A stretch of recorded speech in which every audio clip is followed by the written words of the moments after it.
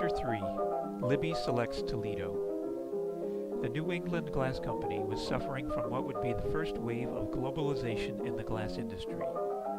The new owner, Edward Libby, following William's death, had no choice but to look west for cheaper resources. The gas boom had brought Libby to Northwest Ohio, but he proved his business genius in the site selection. Libby passed over offers for free land and gas from Lima, Findlay, and Tiffin. Libby selected Toledo because it offered more than natural gas. Toledo assets included high-purity sand, rail connections, an Irish population for his workers' assimilation into the community, and a baseball team. Libby knew the pain of abundance to shortage, and he planned in the flexibility of his new plant to use multiple fuels. And probably just as important was the extensive railroad network to the major western markets for his glass markets. Toledo offered coal at the price of that in Pennsylvania because of its railroad connections. Oil was also available from Cleveland pipelines. In 1888, Toledo looked more like Venice than present-day Toledo. The Great Ohio Canal System of the 1850s connected Toledo to New Orleans via the Cincinnati-Toledo Canal. The marsh-like environment favored frogs, thus the early name of Frogtown. A final stand by the New England Union on wages left Libby no choice but to leave his beloved Boston. Thanks to the persistence of the Toledo Businessmen's Association and Libby's fascination with a young girl, Florence Scott, who would be the future Mrs. Libby, Libby chose Toledo. Libby chose to bring most of his Boston workforce with him. On August 18, 1888, a train loaded with Irish workers and 10 carloads of equipment arrived at Toledo's Union Depot. Toledo prepared with a large parade, bands, and picnic food.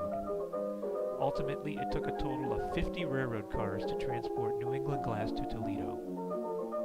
Within a few months, many homesick workers returned to Boston. Libby himself suffered from homesickness, as his first year resulted in heavy losses and an inability to get the plant running smoothly.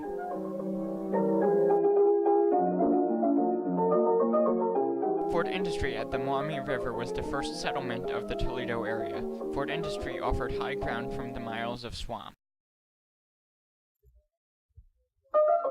Seen here is Toledo in 1888, the year of Edward Libby's arrival. Note the early streetcar system, which was extensive for a northwest Ohio city.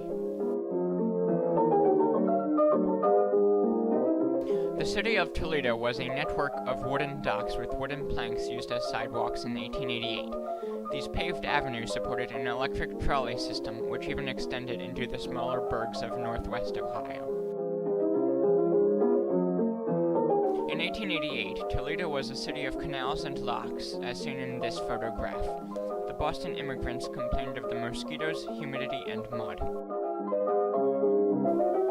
The Produce Exchange was the dominant building in 1888 Toledo. It was a tribute to Toledo's title of the corn capital of the world and clover capital of the world. In the 1870s, Toledo was even challenging Chicago as the future grain center.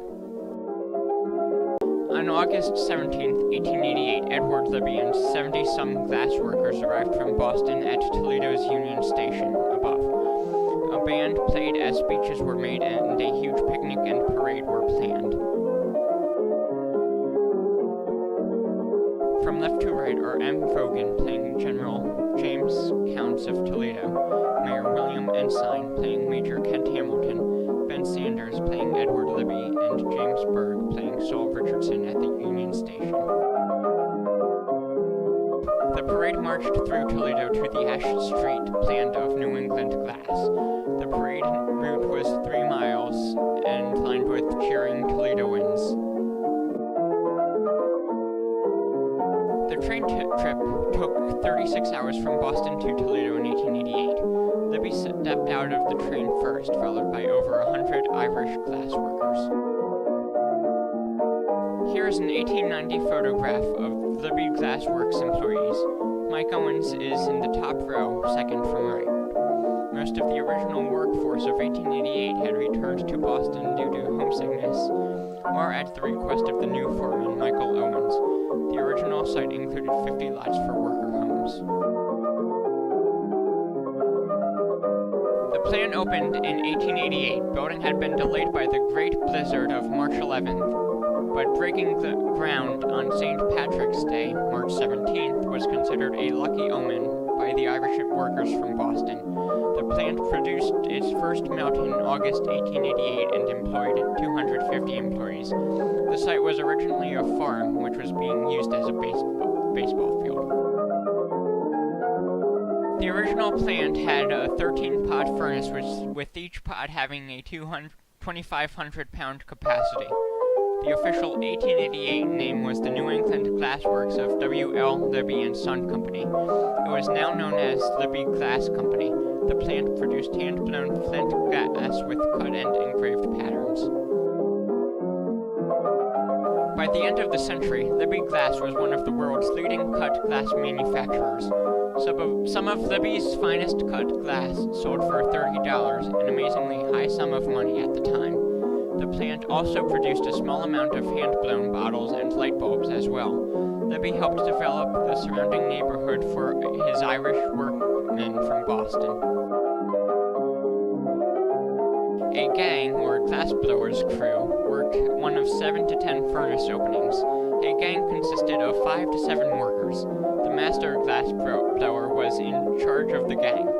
The next most important member was the gatherer, who gathered molten glass from the end of a rod known as a pontil. It was then transferred to the master's blowpipe.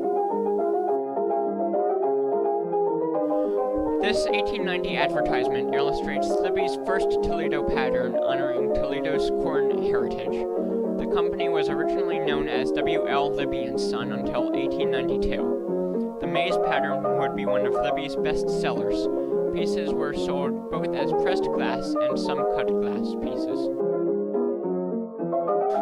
2 of the lamps produced by Libby glassblower C.J. Nolan for the 1893 Chicago World Fair are seen in this image. These lamps became known as Nolan lamps. The lamp on the left was known as the sunburst pattern, while the one on the right, standing 40 inches, was the Ellesmere pattern, designed for the Chicago World Fair. William Donovan was one of the key administrators that Libby brought from New England Glass.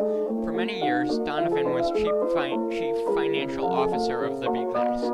He also was a director for Toledo Glass in 1895 and would ultimately rise to president of Libby Glass in 1929. J. Robinson was one of Libby's young executives he brought to Toledo. Robinson had worked with Libby in New England as a salesman, but was named treasurer of the new Toledo Company.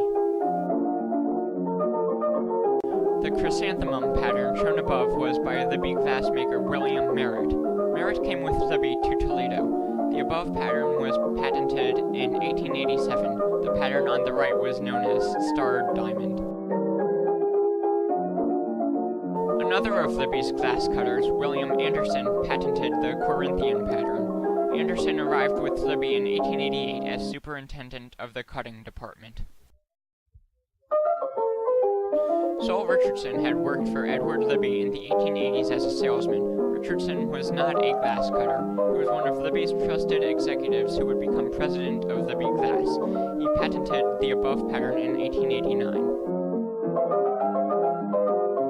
Seen here is the Libby Glass Company in 1892. Pictured from left to right are William Donovan, cutting department foreman, C. Robb, clerk, Charles Oswald, clerk, Sol Richardson, company secretary, Lillian Happen, stenographer, and J. Robinson, treasurer.